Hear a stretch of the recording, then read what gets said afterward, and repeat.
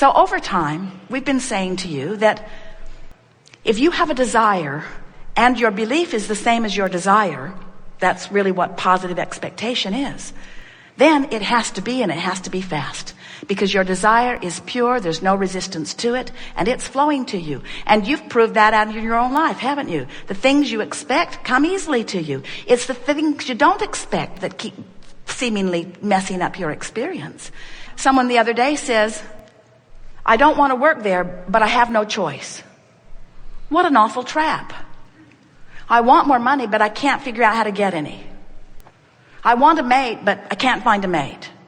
And we say, when you want and you equally or greater doubt the thing you want, then you hold yourself in what feels like a tug of war to you, and it literally is a tug of war, because in your doubting you have introduced a resistance that does not allow you to go to the vortex where what you want is.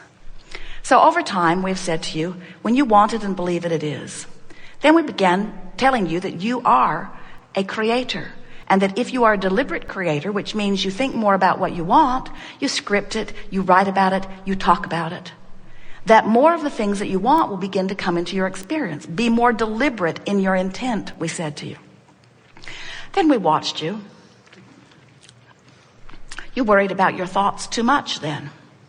You got the idea that every word that popped out of your mouth was going to bring immediate response to that word. So you said, cancel, cancel, cancel, as you tried to suck back the word before law of attraction took it away and ran with it. And so then we began explaining to you that well-being really is the basis of your experience, and that you have much latitude and leeway. And that if you will think about allowing what you want to come, that there is a step 3 process. Life causes you to do step 1, ask. Source answers, and today we're telling you not just answers. Source literally becomes the vibrational equivalent of what you're asking for and holds it in this vortex where law of attraction is gathering. Step 3 is you got to figure out how to be a vibrational match. And then for a while, we offered you the analogy that when you ask, source answers. And as law of attraction responds to source holding the fullness of all you've asked for, as law of attraction responds to that request, the sensation to you is like a being called downstream, naturally toward the fulfillment of what you are wanting. Today, we are going to describe this process to you in yet another way. We want to say to you that when you ask, you send rockets of desire into your vibrational experience.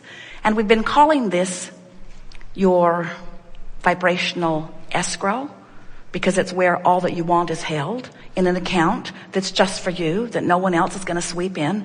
Bernie Madoff does not have access to this account. And then we began calling it a vibrational reality. It's a vibrational reality because you're so excited about this physical reality. We want you to be excited about this vibrational reality.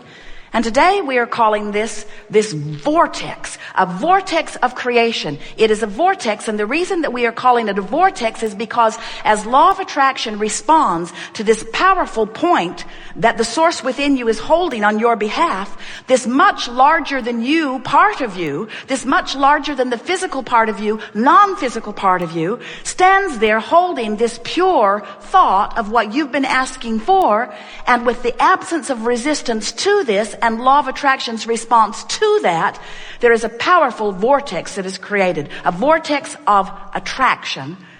And this is the most important thing for you to hear about this, where all cooperative components are being assembled. The question is, are you a cooperative component? And the answer is, if you're mostly joyful, mostly happy, mostly eager, mostly frisky, then yes, you could count yourself as a cooperative component. And if all of that is true, then you're saying to us, things work out for me. Ideas come just at the right time. I flow in and out of all things. I rendezvous with like-minded people. Wonderful things happen. I barely think about something that I want, and the path to achieve it is unfolding for me. I feel good all of the time. I wake up, I hit the floor with a feeling of enthusiasm for life. I feel reborn anew every day of my life experience. If that's the way you are describing yourself, then you are often, most often, in the vortex. But if you're ornery, if you're confused, if you feel resentment, then you're not in the vortex, not consistently. And if you're like most people, you're in and out, in and out. If you're like most people, you're out, and out and out, and out and out and in, and out, and out and out, and out and out, and damn mad about being out and in, and out, and out, and out, and joining an online chat group about how crummy it is to be out, and out, and out, and out, and out, and in, and out. If you're like most people, you're out mostly, on the brink of it sometimes, and in rarely, but you've been in enough to taste the sweetness of alignment, enough so that when you're not in there experiencing the fullness of all that is meant to be for you, you resent it. You know something is really, really, really, really, really, really wrong. And that's why when you don't feel good, you want to blame this one and that one and this one and that one and this one and that one. Usually the person you live with is the person that gets the brunt of your blame about you not being in the vortex, but we want to lovingly give it all back to you. You get the credit, 100% of the credit, about whether you're in the vortex or whether you're not in the vortex. We just want to do the best sales job ever about wanting to inspire your desire to be in the vortex, because we see clearly what you've put there, and we know the expansiveness of who you have become, and we know the capacity for clarity and love that is really you, and we don't blame you a little bit if you're not completely up to speed with the fullness of who you have become. You feel awful and you want it. We just want to say to you, there's no way of filling the void of not being in the vortex other than getting in the vortex. Can't buy one more thing and bring it home. Can't eat something, drink something, shoot something. You can't find somebody else to give their attention to you, to love you enough. In other words, it's not possible for you to fill the void that is the fullness of who you are without getting in the vortex, which simply means you just got to stop doing that thing you do that doesn't let you in.